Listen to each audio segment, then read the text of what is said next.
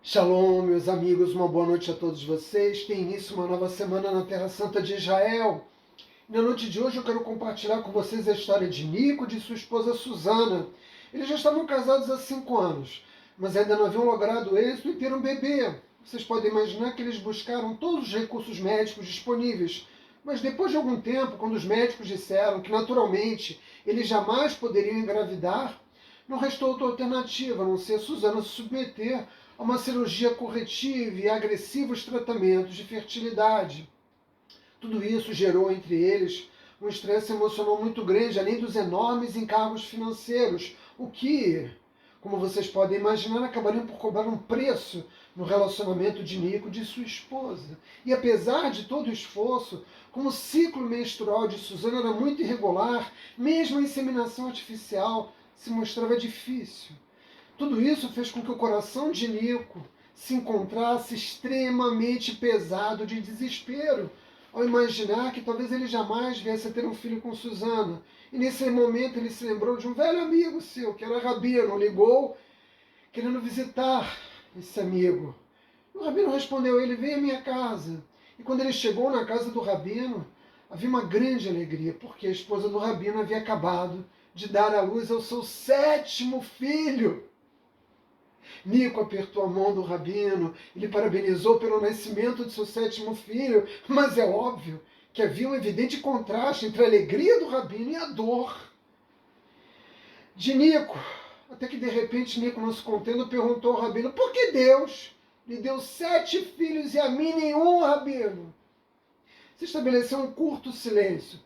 Um curto silêncio, mas que, na verdade, durou por toda uma eternidade, enquanto pairava no ar a pergunta: por que a um 7 e ao outro nenhum? E depois de uma pausa, o Rabino, com grande compaixão, respondeu gentilmente a Nico. E vocês sabem que nós sempre respondemos com uma pergunta: por acaso você pediu a Deus que lhe desse um filho? Saibam, meus amigos, que naquele Shabat, depois de 19 anos, Nico entrar uma vez mais numa sinagoga. Ele pegou na mesa de entrada o livro de orações, se sentou num lugar discreto na sinagoga, e ele, evidentemente, não conseguia acompanhar o andamento do rito, né, das orações, porque há muito tempo ele não entrava numa sinagoga, mas ouvia atentamente ao canto litúrgico, que é tão comum tanto no rito sefaradi quanto no rito ashkenazi. Ele acompanhava as orações cantadas e com um suspiro quase inaudível ele pediu a Deus, Todo-Poderoso, Criador do Universo, que lhe desse um filho.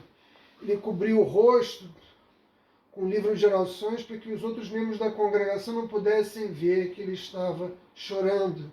Saibam, meus amigos, nós judeus rezamos todos os dias 3 vezes. Será que isso realmente é necessário? Afinal, como vocês mesmos judeus afirmam, Deus não é onisciente, o Criador do Universo não sabe de tudo aquilo que vocês necessitam, porque vocês rezam para pedir o atendimento das suas necessidades, não é verdade?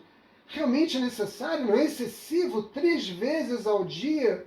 E sobretudo não é hipócrita que um homem como Nico, afastado de Deus, que o ignorou por tantos anos, de repente retorne a uma sinagoga para pedir ajuda ao Criador somente em tempos difíceis?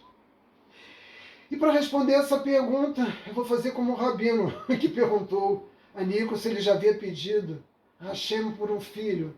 Eu vou responder essa pergunta com uma história. Havia um rico comerciante judeu que tinha um único filho, e ele naturalmente amava intensamente esse filho. E ele queria que esse filho tivesse a possibilidade de ter acesso à melhor educação do país. Ele enviou seu filho ao outro lado dos Estados Unidos e disse ao seu filho: eu vou mandar para você todo mês $600 para você pagar as suas despesas. Não era muito dinheiro, principalmente para um homem tão rico. E todo mês, invariavelmente, o filho ligava para ele, ligava, lhe contava tudo o que havia acontecido naquele mês, tudo o que se passava com seu filho. E vocês devem imaginar que a conversa sempre terminava com a mesma frase: papai, a propósito, eu estou precisando de dinheiro. E o pai se alegrava de ouvir o filho e enviava com grande amor outros $600. E isso se repetia mês após mês. Deus nos deu as nossas necessidades justamente para que nós oremos. Porque as pessoas se esquecem do Criador quando elas estão bem, quando nenhuma dificuldade se abate sobre ela. É assim com a grande maioria das pessoas. A propósito, é preciso dizer, a oração ela não é uma forma de informar ao Criador aquilo que se passa conosco. Deus, indiscutivelmente, é onisciente, Ele sabe de tudo. Até porque foi Ele mesmo que nos estabeleceu as necessidades. Deus nos dá as bênçãos e também nos dá as necessidades, mas Deus quer que nós oremos, não para pedir por aquilo que a gente necessita. Muitas pessoas se enganam a esse respeito. O Criador quer que vocês orem, quer que todos nós oremos para pedir a Ele. Nada disso. O objetivo da oração não é pedir a Deus, embora você vai fazê-lo durante a oração. O objetivo da oração é criar um relacionamento. Assim como o filho todo mês ligava para o seu pai e contava o que havia se passado, todos os dias. 3 vezes ao dia nós judeus contamos ao Criador, olha, me aconteceu isso, eu me sinto dessa forma, eu preciso da sua ajuda. Qual é o objetivo disso? Construção de um relacionamento. Mas por quê que esse relacionamento tem que ser estabelecido nessas bases? Porque dessa forma nós reconhecemos que Deus é a fonte de tudo, que só Ele pode nos oferecer aquilo que nós necessitamos e ninguém mais. Quando nós somos capazes de construir esse relacionamento tão íntimo, uma vez que tudo que o Criador quer, e nada mais, é apenas nos ouvir, quando nós conseguimos construir essa intimidade, aí nós somos um cli, um recipiente adequado para receber as bênçãos. As bênçãos chegam nas nossas vidas, mas é preciso que você tenha um relacionamento com Deus. Você vai pedir um aumento ao seu patrão, se você falta sempre ao trabalho, se você chega atrasado, se você não é um bom empregado, você precisa construir um relacionamento, uma história dentro da empresa, de modo que você faça jus a pleitear tudo aquilo que você deseja. Você precisa construir um relacionamento com o Criador. Mas Ele é misericordioso, Ele nos oferece mesmo quando nós não construímos esse relacionamento, iniciamos, né, a partir de um momento em que nós estamos completamente afastados. Mas é preciso ter consciência de que muitas vezes o Criador vai dizer não. Por quê? Porque Ele nos ama. E assim como qualquer pai diz ao seu filho muitas vezes não, Ele também vai nos dizer não. Por quê? Porque não é bom para nós. E é nesse momento que nós temos que ter bitarrão, confiança no julgamento do Criador, porque Ele sabe muito mais do que todos nós. E você vai me perguntar, e o Nico, Átila?